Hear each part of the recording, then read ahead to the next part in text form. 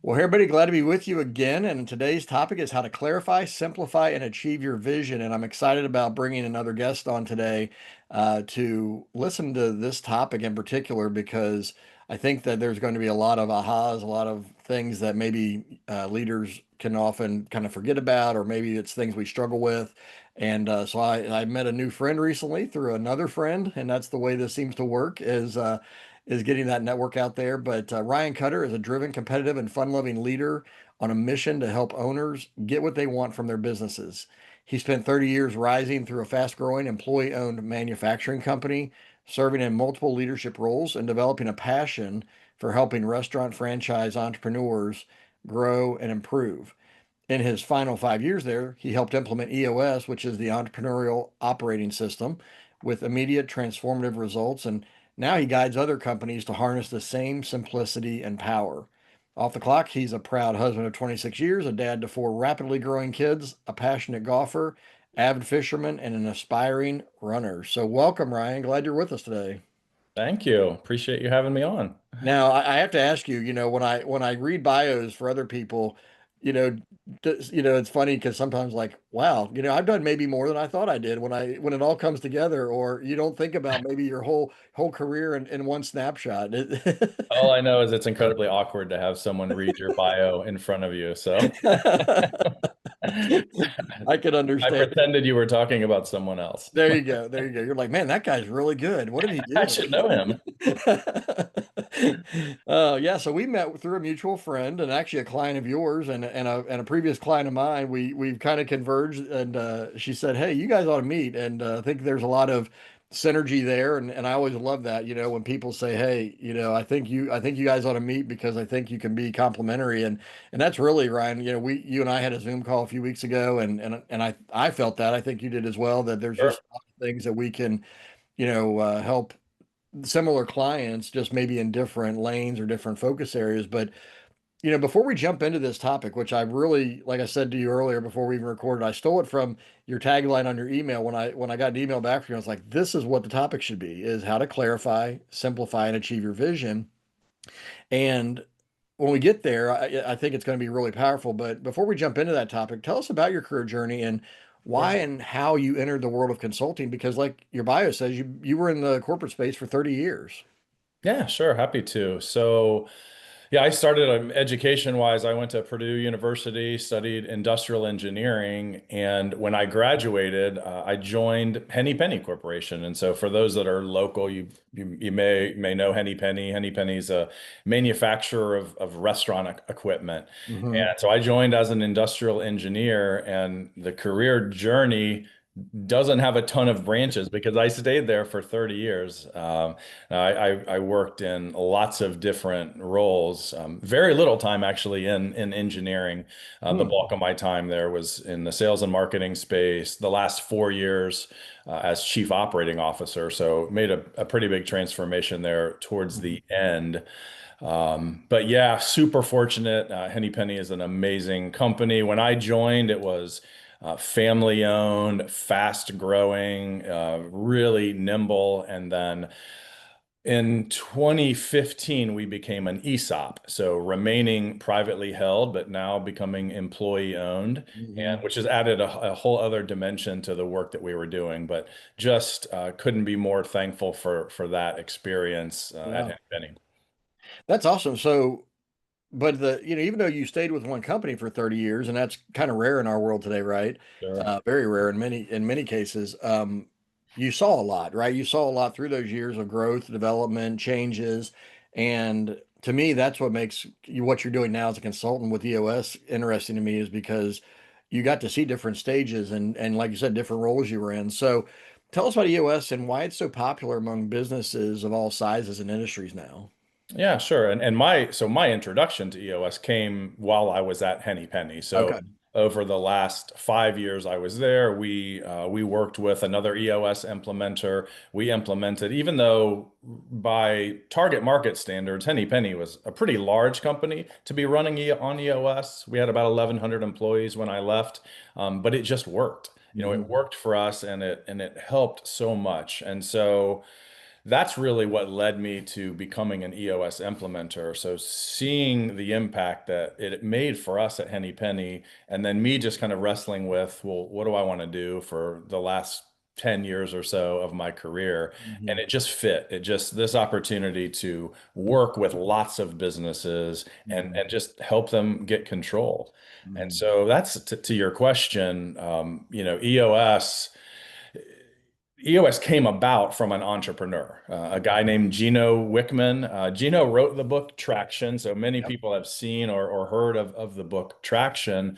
But Gino was an entrepreneur, and so just from what he learned, helping turn around his family business, from working with lots of other entrepreneurs, as a member of EO, the Entrepreneurs Organization out of Detroit, like he just figured out he had a real passion Hmm. and a knack for helping entrepreneurs. And so he started putting together EOS. And so essentially what EOS is, it's a comprehensive system with a set of simple, practical tools that really are just about helping business owners and their teams get Hmm. everything they want out of the business. Hmm. I was first introduced to this. I was actually working with a client. They were an IT company, and this goes back years ago. And they were mentioning traction. They were mentioning level 10 meetings and big rocks and all these things. And I'm like, I finally was like, what are y'all talking about? Because back then I hadn't heard of EOS yet. And so I picked up the book because I was working with them. I was like, well, I want to get my mind around what they're operating on and how, kind of their language. And I read it and I was kind of hooked right out of the gate of the whole concept because, like you said, it takes complex things and simplifies them, even though there's a lot of moving parts and pieces, obviously, within a business to still, do the different elements. I felt like this is a clear framework that really makes a lot of sense. And then over those since that time, I've met more and more businesses, like you said, especially smaller businesses that start to say, you know what, we're disorganized. We just need help, kind of getting our pieces together.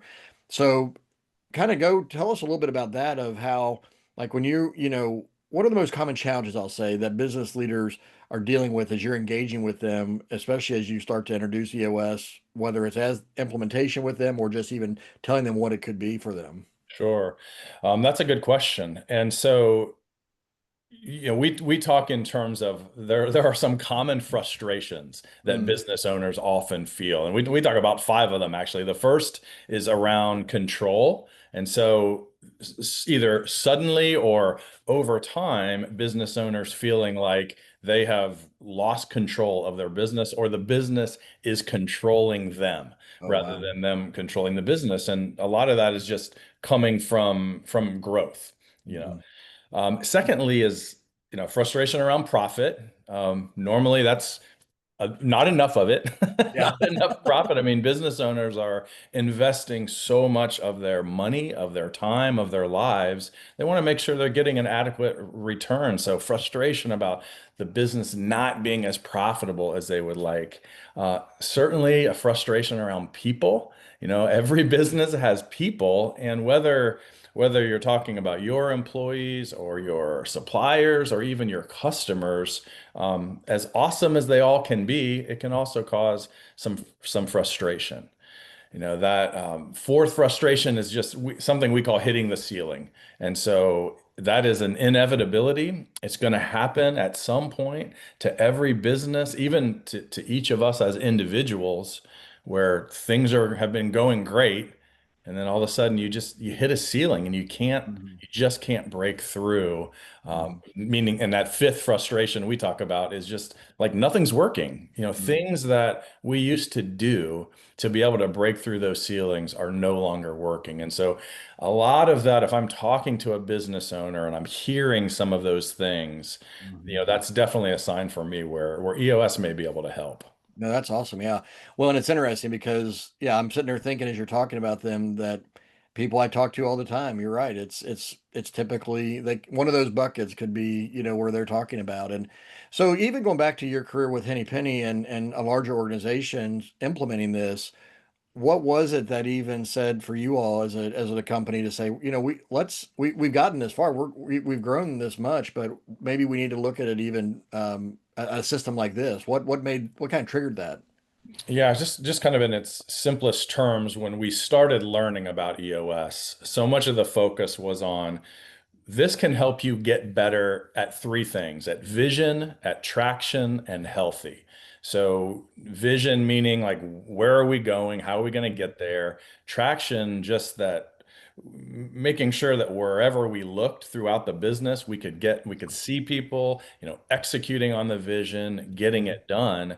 And healthy just meaning, and really starting at the leadership team level, making sure that you're a cohesive, open, honest, vulnerable team of people who gets Mhm. along. And so when we started hearing those things, realizing, well, we weren't aligned right now on the vision. Mhm. And we certainly weren't making progress on it fast enough. And Mhm. so those concepts resonated with us. Mhm. And as we began implementing, and we always start at the leadership team level. Okay. Very quickly, we found that it helped with certainly with our accountability. We Mhm. were making commitments every quarter, every week to each other as a team, and looking each other in the eye every week, and letting us know, are we on track or are we off track? And Mhm. so even when you think about, I guess high level executives, sometimes they need that nudge of accountability. And Mhm. so it just worked for us to keep us Mhm. on track. No, that's good. So, yeah, I mean, why do you think complexity and confusion become so prevalent in small businesses though? Like, what is it that seems to over time? It seems like nobody's no, nobody. What's the right word? We're all it all happens to us, right? Like it can all this can happen. You have the greatest idea, you have the greatest plan, you have the greatest vision, whatever it may be, and it's like, and still somewhere along the line, it's easy to get off track. Why do you think that happens? Yeah, I think it's all a result of growth in many cases. And Mm, so often with the clients that I'm working with, I may be working with a founder or a set of founders. And now the business has been really successful and it's grown to a level where, as you say, there is this complexity. Well, why did that happen? mhm, Well, because you've been growing all along. You're mhm, adding people along the way, but maybe you, as the founder or the visionary, as we would often call it, mhm, maybe you're the only one in the organization that knows the whole story, that mhm, like you understand everything, but you're mhm, adding all these people and they can't necessarily make all of those connections without being intentional. So I think that, and that's what to me as a when I was a user of EOS was so appealing because there's so much emphasis on simplifying mhm, and really on doing less, like do mhm. less better. Yeah. So much of what we teach is about, less is more. Don't Mhm. overcommit, keep things really simple. That's a really good point right there alone, because I think that's what I see. I know that's what I have to avoid for myself, even with my own, solopreneur practice here. It's like it's easy to keep adding layers and layers, and at any given point, it just feels like, well, it's just one more thing I could do. But then you look back and you're like, wait a second, I've added 10, 15, 20 things to what I'm doing. Now I've got to keep all these, balls in the air, right? And it's complexity that then diminishes value. And it's interesting you bring up the visionary title. There's also the integrator title that they talk about in the EOS system. Yeah. That the book Rocket Fuel was another powerful one for me, was when you realize that there is really no be all end all in these roles, right? Like it's very rare to be a visionary and integrator all in one, if at all possible at all. And what have you experienced with that? It happens, there we say about half the time in a company there is a true visionary and a true integrator, and sometimes those roles are combined, or sometimes you just have the integrator who's kind of the glue that holds the business Mhm. together, running the day to day. And you mentioned the book Rocket Fuel, which is really all about when you do have both a visionary and an integrator, making sure those roles for each of them are very clear, Mhm. because that relationship, when it's done right, that's why it's called rocket fuel. It really Yeah. can be rocket fuel. And then just in general, the work, some of the earliest work that I do with clients is around what we call the accountability chart. And that is just making sure we are getting all of the right seats identified in the organization. We're very clearly naming the roles for every seat. And then we can kind of do that work of putting people in seats, making sure they can be excellent. Mhm. It's a really powerful, you would think in an established business that a lot of thought has gone into that, and it probably had at some point, Right. but to really be intentional about what is the right structure, what are the seats we need, and who should fill those seats. It's a really important part of the work we do. No, that sounds great. I mean, it's interesting too. That client I was mentioning where I first learned about EOS, I was actually talking to one of their executives a few weeks back, and she was kind of updating me on kind of where they are. She's like, Chris, you would just not believe where we are today versus where we were when, you were with us doing leadership training, because for them, they were a startup of three co-founders. They Hmm. had a small team for that. I literally think their story started Okay. at a Panera Bread table, Yeah. Many saying, do. yeah. Mhm. And they what was awesome is they were bumping up against some of these things that you're mentioning now that they couldn't maybe put they couldn't label it, right? They couldn't put their finger on what was it right then. They brought in somebody to be their COO that had more of a structured background to kind of, like you said, make sure the right people were in the right seats and everything was good. And she's like, we have basically the way it really came about to me was we went from like a child to an adolescent to an adult, Oh, kind of growth for a company. Because I yeah, think they're about 20 years old now as an organization. So, but it yeah, took that time of growth to implement these things you do with EOS to really help them, I'll say, mature in a way that now they can really look to the future and be excited. So, that's great uh, to hear. Yeah, yeah. so much of all of the tools are designed around harnessing human energy. And Mm. just if you've got a company that has 25 people and you can feel like all 25 of those people are kind of rowing in the same direction, it's really powerful. So you mentioned, you obviously you go through the people side of it where, making sure that here are the roles and things. Kind of walk us through when you start brand new with a new client, what's the process of even assessing where they are and where to start with them? Because I mean, maybe it is always the same place or not. Tell us about that. Yeah, so I mean, like pretty much everything with EOS, like we have a proven process. I'm one of there's 850 implementers around the world, and Okay. so this we've worked with 30,000 organizations, so this stuff is proven. And so in our process, when someone is interested in learning more about EOS, the very first step I take, I give them 90 minutes of my time to really explain a little bit about EOS and about me and my story, learn about them, like Mhm. where have they been, where are they now, where are they trying to get to.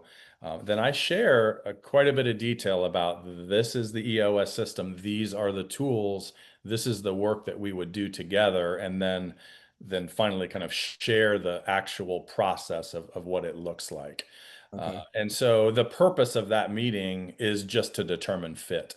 Okay. Is there a fit for EOS with this particular company? Am I a fit for them? Are Mhm. they a fit for me? Because not all businesses, we have some specific criteria, if you will, of that Mhm. what makes a really good company that could utilize Mhm. EOS. So.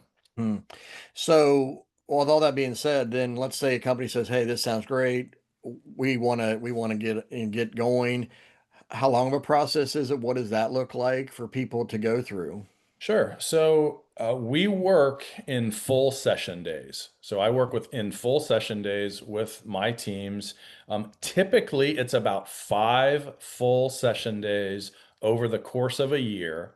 And my objective is to teach these teams everything they need to know about EOS and how to run it themselves, and Okay. then just get the heck out of their way. And so typically that's about a 2 year journey. So in most cases, 10 to 12 full session days. And at that point, they're ready to graduate and they're ready to run this thing on their own. Some companies are faster, some are longer. Some choose to stay with an implementer forever because they value facilitation in the room. Mhm. But yeah, typically it's about a 2 year process, and then they're ready to run their own business, and it just has become the way that they operate. So that's an interesting point because I think a lot of times in consulting and coaching, that's a concern, right? For us on that side of the table is when I'm gone, are they going to stay consistent? So do you find that the system itself helps with that? Is that a big part of it? Yeah, I mean, you certainly hope that after kind of 2 years, and this is how they're running their business for 2 years, that it just becomes part of them. Hmm. I think human nature is that sometimes people start to stray, and sometimes they'll connect with an implementer to come back and run an annual meeting, or Hmm.